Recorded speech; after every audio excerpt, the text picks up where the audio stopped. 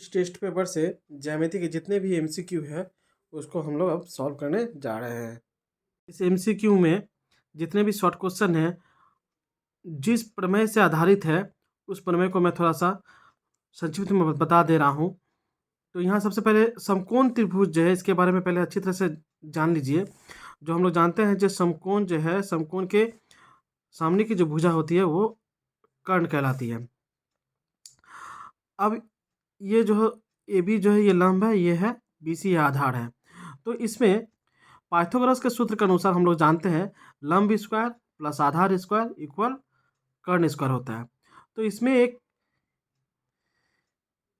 कुछ संख्याओं का जो मान जो निश्चित है उसको आप ध्यान में रखिएगा तो आपको एमसीक्यू करने में बहुत आसानी होगी और बहुत जल्दी आप कर लेंगे।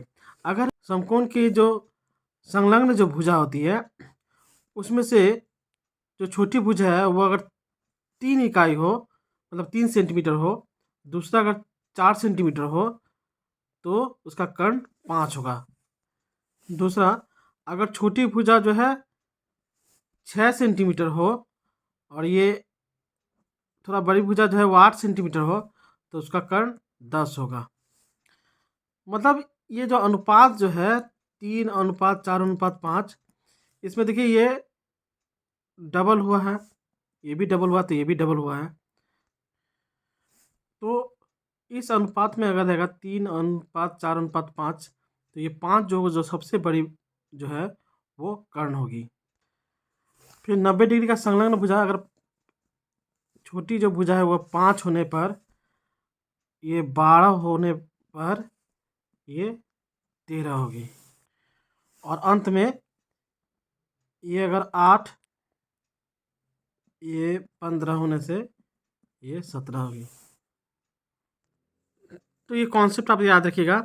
ये 3 4 तो कर्ण 5 होगा, 6 8 तो कर्ण 10 होगा, ये 5 12 ये 13 होगा। ये सबसे ज़्यादा यही क्वेश्चन में है जो ये 5 12 होने से ये जो है ये कर्ण 13 होगा और ये 8 और ये 15 होने से कर्ण 17 होगा। ये गणित का शॉर्ट फॉर्म है, इसको अगर आप जान जाइएगा तो सवाल जो है बहुत जल्दी आप कर पाइएगा। दूसरा जो है वृत्त के कोई दो बिंदु का अगर मिला दिया जाए तो वो जीवा होगी और केंद्र से इस पर अगर लंब खींचा जाएगा तो ये जीवा समद्विभाजित हो जाएगी। मान लीजिए ये अगर 10 सेंटीमीटर है तो यहाँ से केंद्र से अगर इस पर लंब अगर खींचा जाएगा तो AD ये 5 सेंटीमीटर हो जाएगा और BD जो है ये 5 सेंटीमीटर हो जाएगा। मतलब समद्विभाजित हो जाएगा, 2 भाग में बढ़ जाएगा। अब चलिए ज्यामिति के MCQ करते हैं। ABCD बीतस चतुर्भुज के BA भुजा को F बिंदु तक बढ़ाने से यदि AE समानांतर CD तथा ABC 92 डिग्री एवं FAE 20 डिग्री हो तो BCD का मान यहाँ बताना पड़ेगा। तो देखिए इसका चित्र इस तरह से ही होगा। ABCD एक बीतस्थ चतुर्भुज है, कहा है BA भुजा को F तक बढ़ाया एवं ये CD जो है के समानांतर एक सरलेखा है। तो अब कहा है जो ये कोण 92 डिग्री है, मतलब ABC 92 डिग्री है और FAE ये 20 डिग्री है। तो आपको बताना है BCD ये कितना है, इसको आपको बताना है। तो देखिए ध्यान दीजिए इस बात को।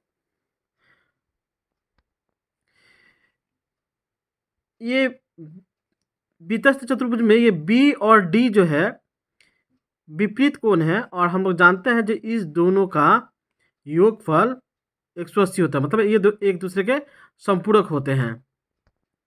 तो ये अगर 92 डिग्री है तो 180 में से 92 घटाने से ये 88 डिग्री होगा। अब देखिए ये CD और AE समानांतर है तो ये कोण और ये कोण के बीच में एक संबंध है।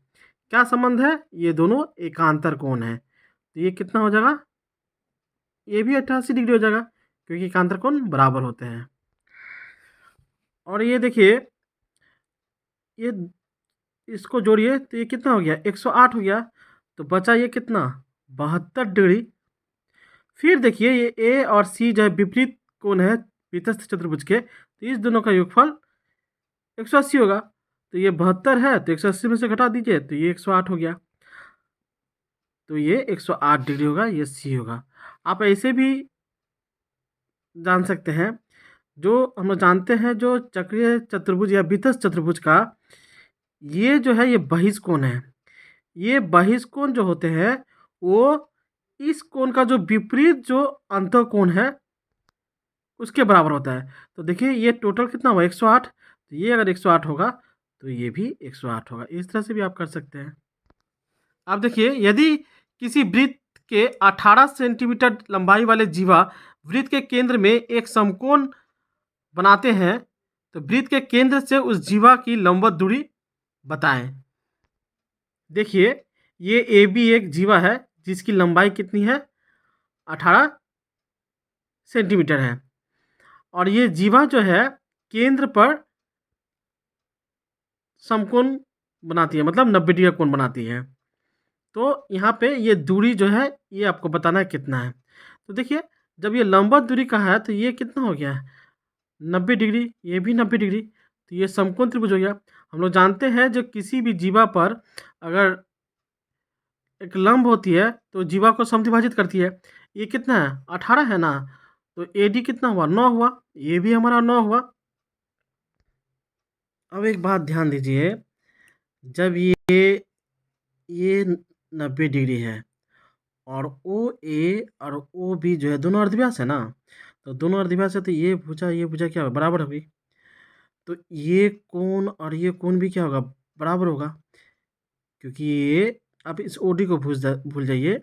ये ओ ए बी में देखिए ये भुजा और ये भुजा बराबर है क्योंकि ये अर्धव्यास है और ये 90 डिग्री है। तो ये कोण और ये कोण क्या होगा, बराबर होंगे। ये अगर 90 हुआ तो ये भी 45 डिग्री होगा, ये भी 45 डिग्री होगा, है ना।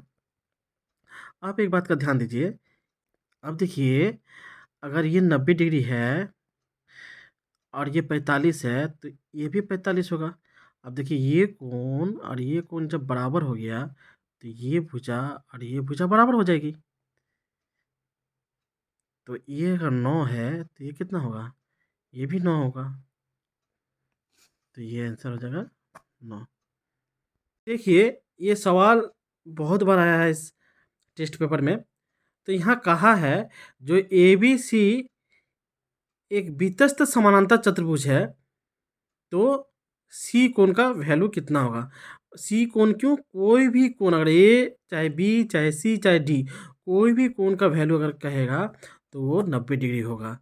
क्योंकि हम लोग अच्छी तरह से जानते हैं जो एक वृत्त के अंदर हम समानांतर चतुर्भुज जब भी बनाएंगे वो आयताकार बनेगा।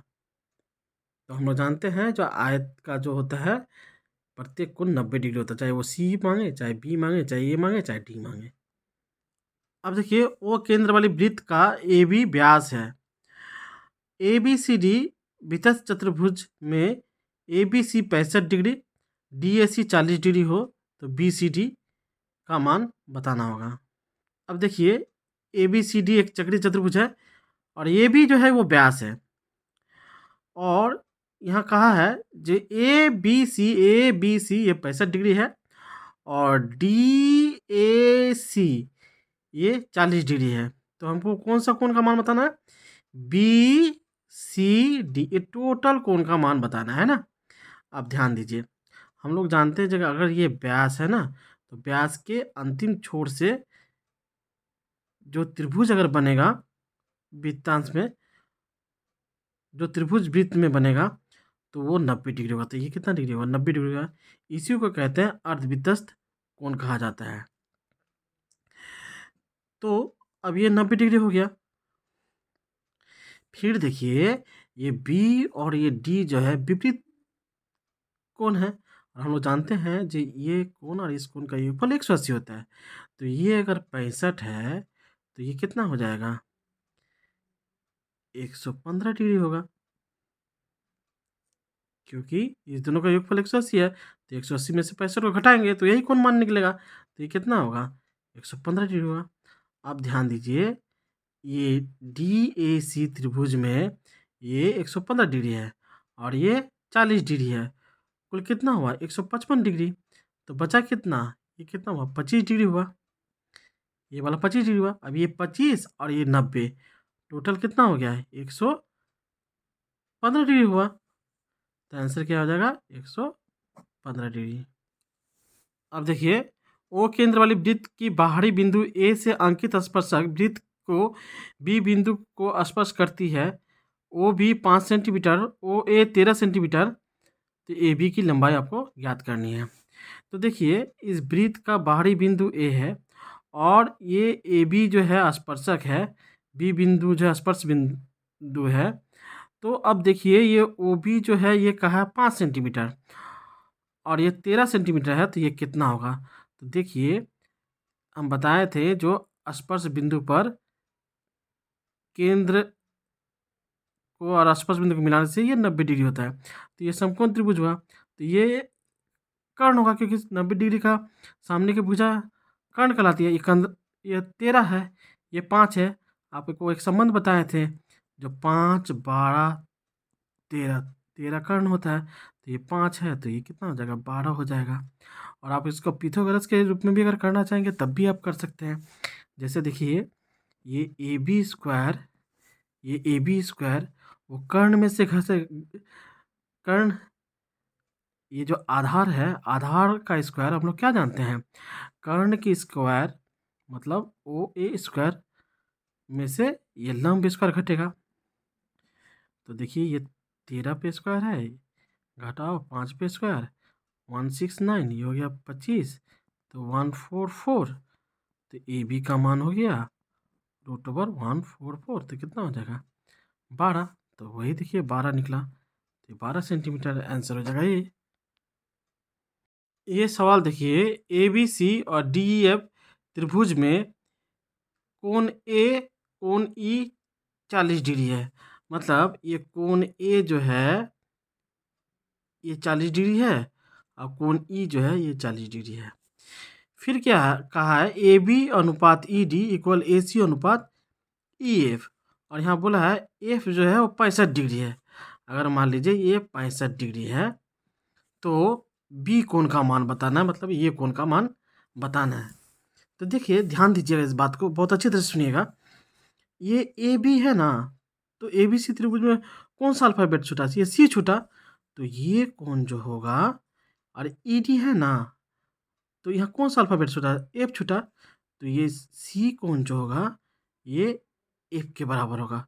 जो कोण छूटा, देखिए यहाँ पे आपका सी छूटा और यहाँ पे एफ छूटा है ना, तो ये सी कोण एफ कोण के बराबर होगा।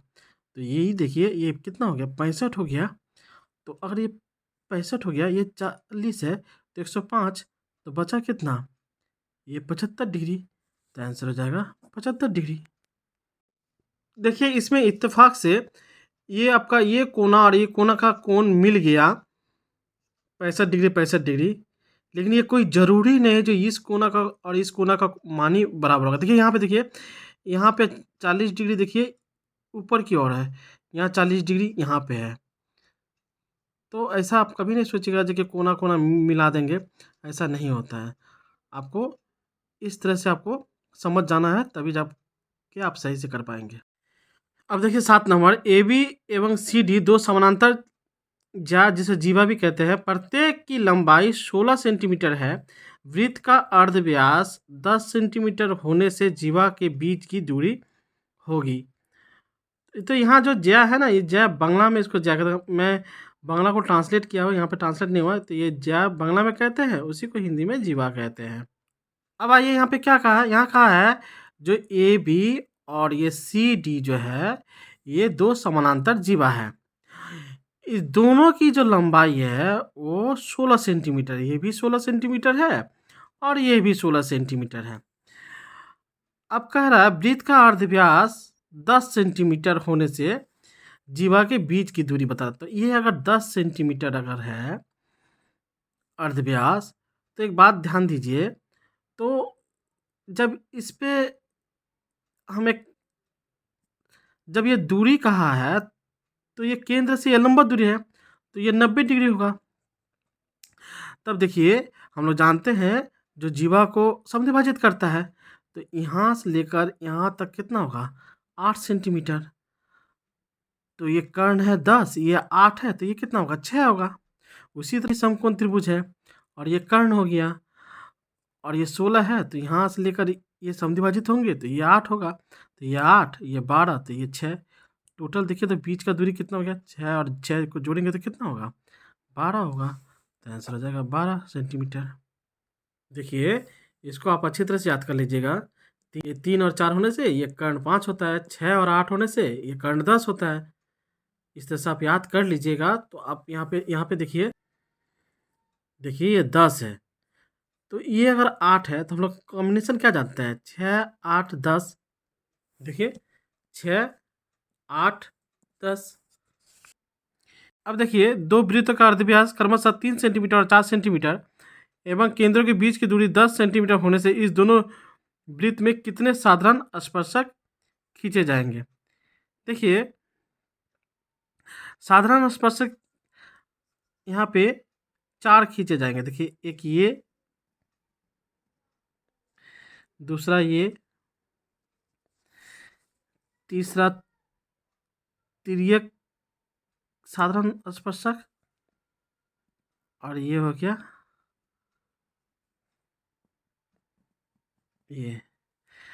ये और ये जो होंगे ये सरल साधारण स्पर्शक होंगे और ये जो होंगे तिर्यक साधारण स्पर्शक होंगे।